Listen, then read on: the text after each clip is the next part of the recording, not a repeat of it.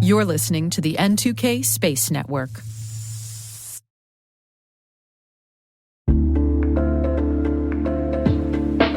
Hi, I'm Brandon Karpf, Executive Director of N2K Space. I want to share with you a word from our sponsor, the Italian Trade Agency. If you didn't know, Italy plays a critical role in the international space economy as one of the largest and most advanced aerospace manufacturing hubs. From satellite systems that connect the world to interplanetary missions that push the boundaries of exploration, Italy stands at the forefront of space advancement. JUICE, Euclid, Artemis, DART, and Webb, Italy's space industry had a significant part in each of these missions. Italy is now launching a new business acceleration program in the United States completely dedicated to aerospace with 6 groundbreaking new startups right in Houston. Tune in as ITA unveils the unparalleled innovation and excellence that brought Italy to be a top U.S. aerospace supplier. Visit itahouston.com/spaceitup23 to learn more. You can also visit space.n2k.com/ITA for a whole bunch of new information. And a sincere thanks to our friends at ITA for sponsoring this podcast.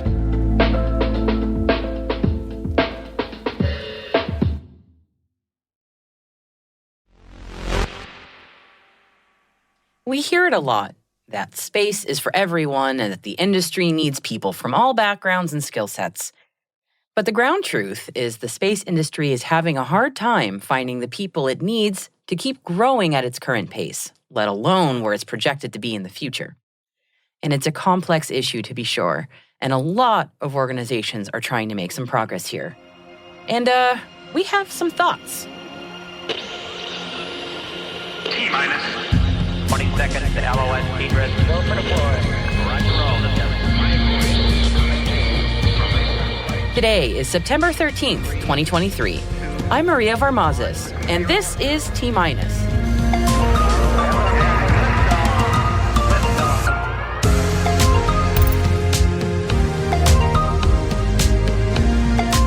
What's to be done about the workforce issue in the space industry? We'll share our thoughts on that. The top headlines for today: Rocket Lab contracts with Leidos to launch 4 HASTE missions. Amazon Web Services India has signed an MOU with ISRO. Russia promised North Korea cooperation on developing space capabilities. And our guest today is Stephan Reckie, Executive Director of the Global Entrepreneurship Network, on entrepreneurship in space around the world.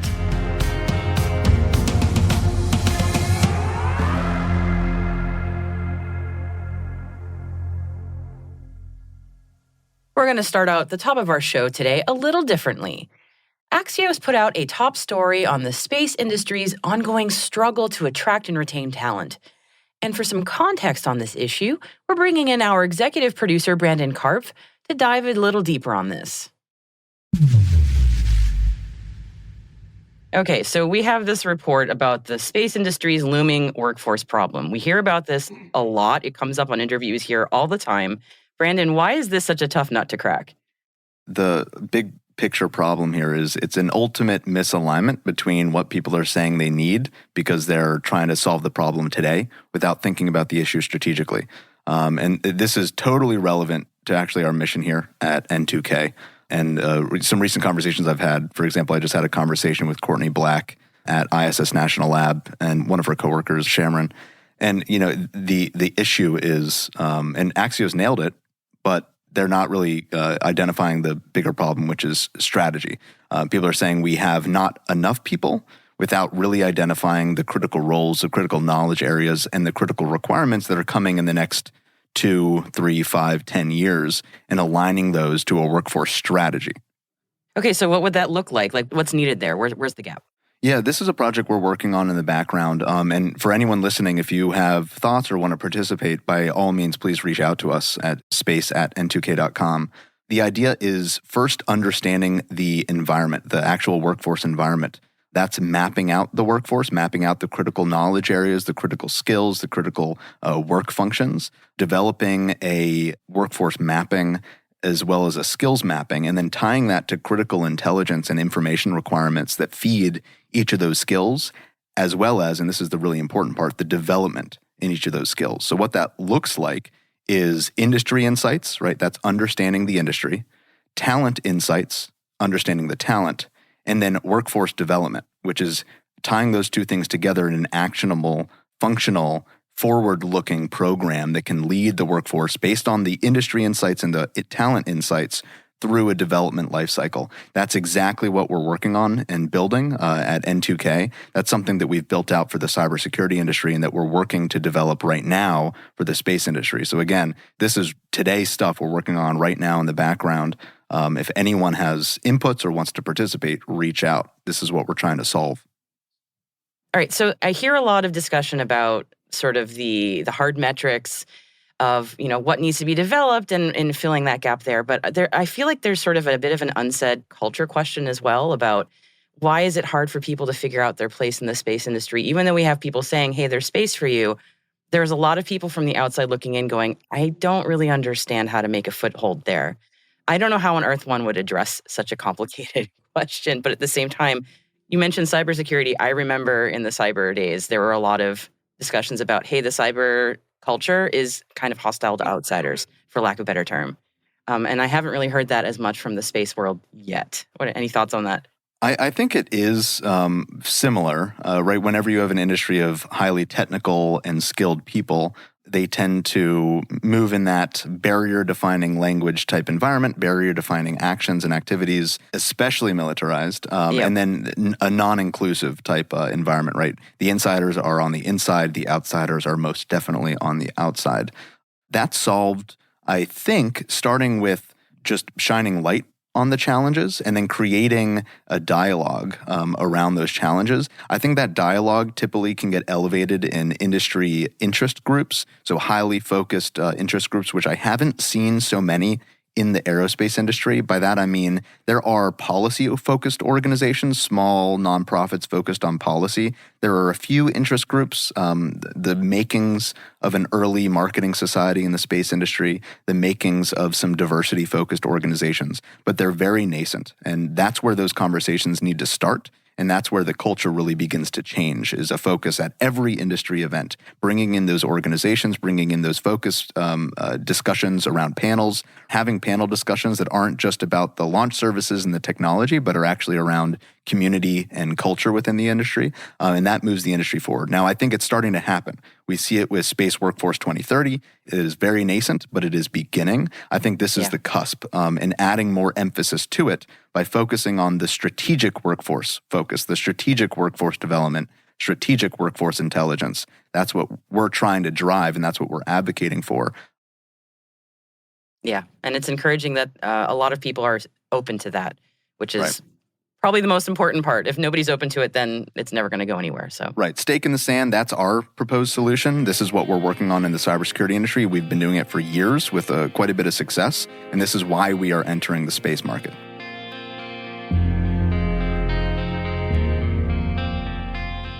And now let's do a little quick roundup of the rest of the headlines for today's intelligence briefing. Rocket Lab has signed a contract with Leidos to launch 4 HASTE missions. HASTE is the company's hypersonic accelerator suborbital test electron vehicle. Rocket Lab was selected by Leidos under the MACH-TB project, which was awarded by Naval Surface Warfare Center Crane on behalf of the U.S. Department of Defense Test Resource Management Center. The missions are scheduled for 2024 and 2025 from Rocket Lab's facility at the Mid-Atlantic Regional Spaceport. SpaceX has announced that it is no longer subsidizing the cost of its antennas that it sells with its satellite Starlink broadband services. The company's been able to reduce the cost per antenna as demand for production has risen over the last few years. And speaking of Starlink, they're partnering with SES to provide a new communication solution for the cruise line industry. The companies are offering services that integrate Starlink's low Earth orbit with SES's medium Earth orbit satellite services. The new partnership aims to deliver bandwidth capacity of up to 3 gigabits per ship. Amazon Web Services India has signed a strategic memorandum of understanding with the Indian Space Research Organization, or ISRO, and the Indian National Space Promotion and Authorization Center to support space tech innovations through cloud computing. AWS says the collaboration will give space startups, research institutes, and students access to advanced cloud technologies that accelerate the development of new solutions in the space sector. Russian President Vladimir Putin hosted North Korean leader Kim Jong-un at the Vostochny Cosmodrome and promised military and space cooperation between the two nations.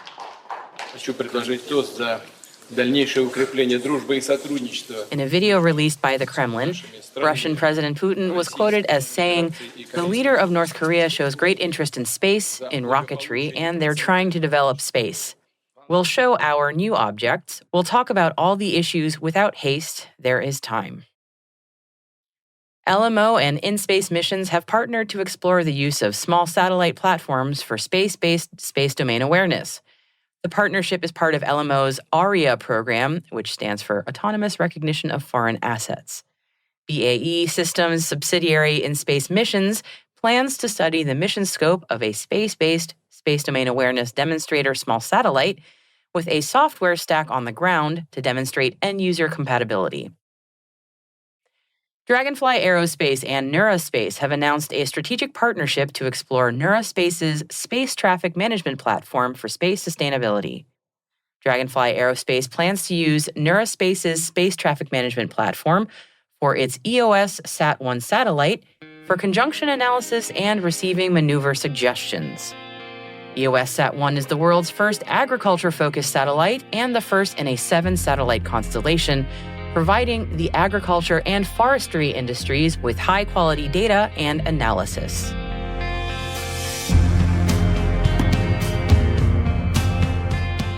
And that concludes our briefing for today. We've included a lot more stories, along with links to further reading in our selected reading section of our show notes. You'll find opinion pieces on the ISS and Blue Origin, and announcements from Earth observation platforms Sky-Fi and Hawkeye 360. They're all at space.n2k.com. Just click on this episode. Hey T-Minus crew, if you find this podcast useful, and we certainly hope you do, please do us a favor and share a 5-star rating and a short review in your favorite podcast app. It'll help other space professionals like you to find the show and join the T-Minus crew. Thank you so much. We really appreciate it.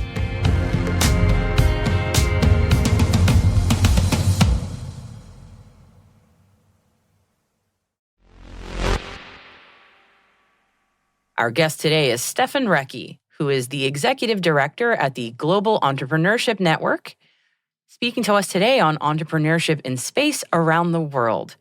I asked Stephan to start our conversation by telling us more about GEN, G-E-N, and how he developed the idea of astropreneurship. The Global Entrepreneurship Network is an amazing organization. It's a nonprofit based in Washington, D.C., and their charter is to map out all the entrepreneurial ecosystems on Earth or around the world. We have over 200 countries that we've mapped out the ecosystems and have managing directors or folks as part of GEN working towards making entrepreneurship as successful as possible. About 7 years ago, I went to what's called the Global Entrepreneurship Congress, which was an amazing gathering. It was like the United Nations for entrepreneurship. And this one happened to take place in Johannesburg. There's so many cool things going on. I've never been to South Africa, and just meeting the ecosystem members from just Africa alone, it was just overwhelming. I went as part of a U.S. delegation, and relatively, I was thinking, well, you know what? Being part of a U.S. delegation for entrepreneurship is boring compared to something creative like putting together a network for space entrepreneurship. So came up with the idea of leveraging the word astropreneurship, meaning entrepreneurs in space. And one of the things GEN was really specific about is they did not want to have like a GEN fintech or GEN medtech or GEN e-commerce. So I worked with the management team at GEN to look at space as a location to do business. Just like we have these 200 country members of the Global Entrepreneurship Network, I was able to create the Global Entrepreneurship Network for space. And it really, truly leverages the global aspect of entrepreneurship, because if you look at space, you're actually, if you do business in space, chances are, unless you're a geostationary satellite provider and you're only above a certain country, you're going to be doing business globally. So there's a large ecosystem through Gen for Gen Space. So what does that look like? If I was an entrepreneur who was interested in starting my own business in space, how would I approach Gen? Like, what would be the involvement be?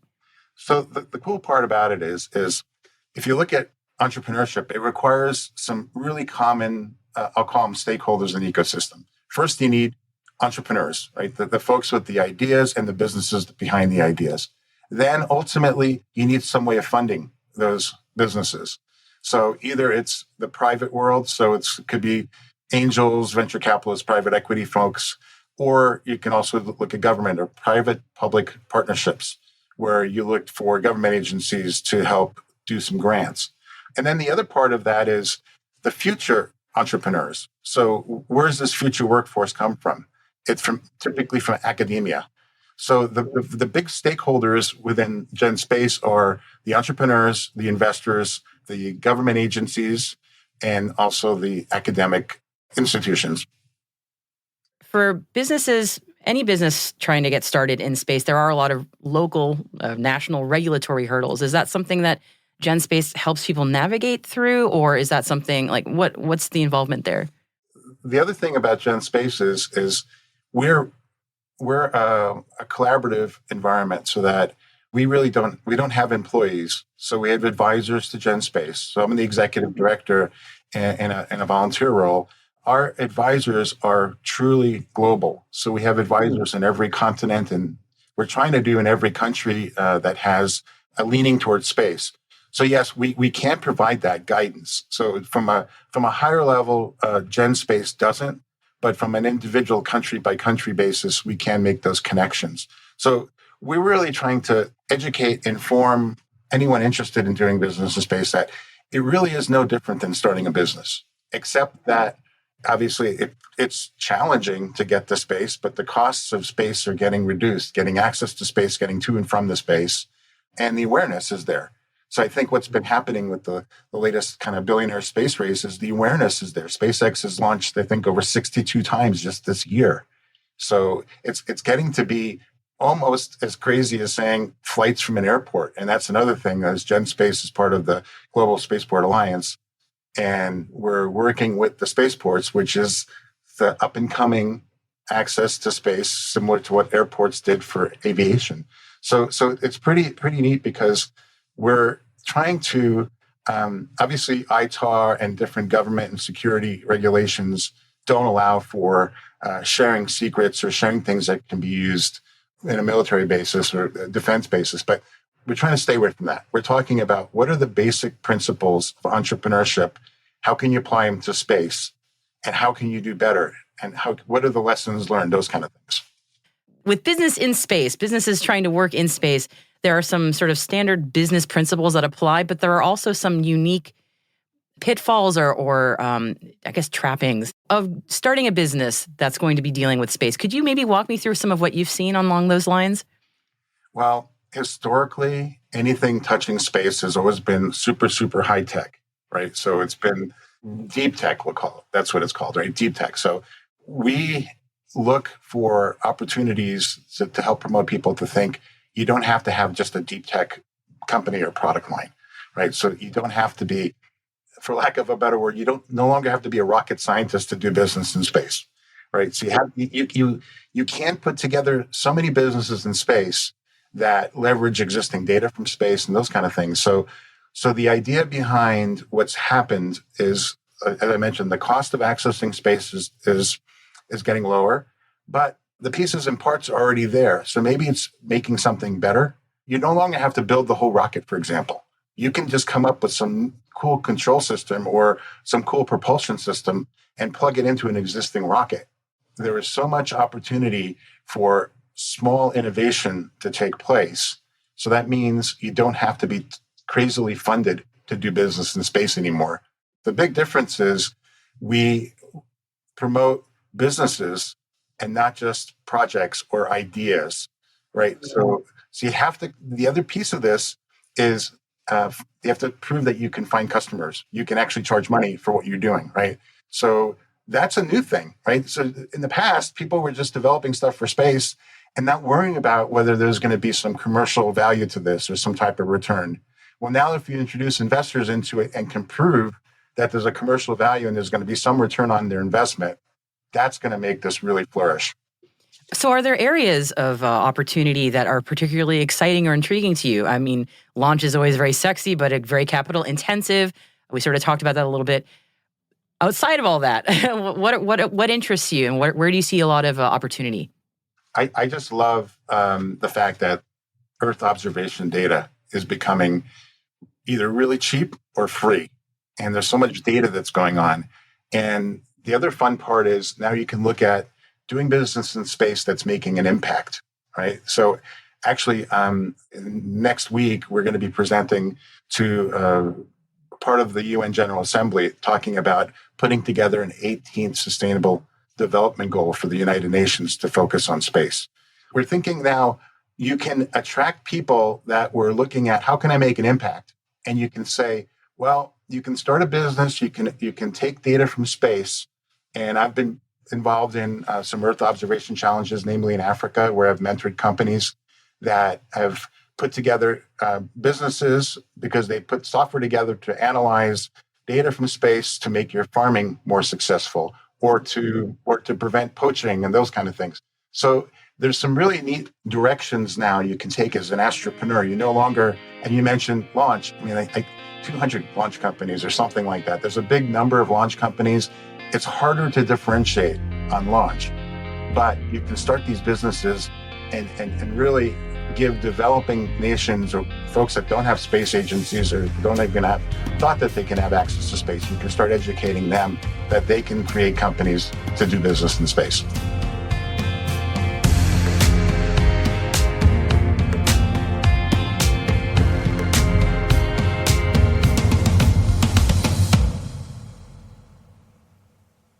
We'll be right back. Welcome back. Calling all data viz geeks in Europe, your planet needs you. ESA is looking for help from creative minds who know how to parse data to help them take the reams and reams and reams of climate data from climate satellites and turn that information into easy-to-understand, impactful data visualizations, like the kind of infographics that are easily understood and shared by the general public, very social media friendly. These graphics are especially needed to help combat misinformation and disinformation that runs rampant on social media, as we're probably all very well aware, way faster than information that is actual and factual. And data visualizations are especially powerful in showing patterns and changing trends in a way that everyone can understand. So this call for help is in the form of a competition called Little Pictures of Climate, and entrants have until November 15th to get their submission in. Entrants have a lot of data sets at their disposal to choose from. Any climate data set from ESA, EUMETSAT, and ECMWF are fair game for this contest. All entries will be evaluated for their clarity of message, design aesthetic, novelty, and accessibility. And the winner will have their work on display at the 2023 UN Climate Change Conference, or COP28, which is happening in Dubai late November through early December this year, as well as an expenses-paid visit to the ESA DataViz Suite in Frascati, Italy. Ooh. And if you're looking for inspiration, or just want to see and share the gorgeous data-driven little pictures that ESA Climate Office has already put online, we've got a link in the show notes for you. Definitely take the time and check it out.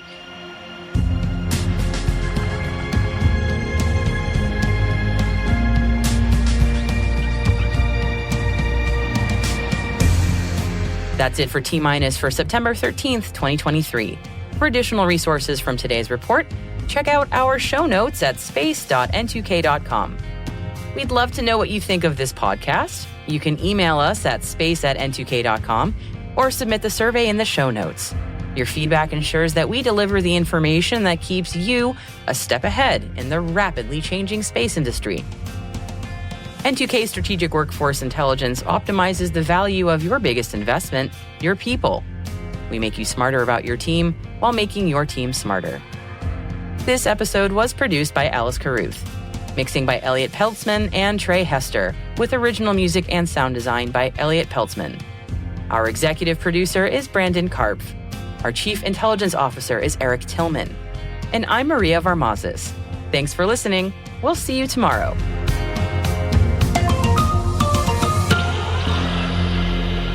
T-minus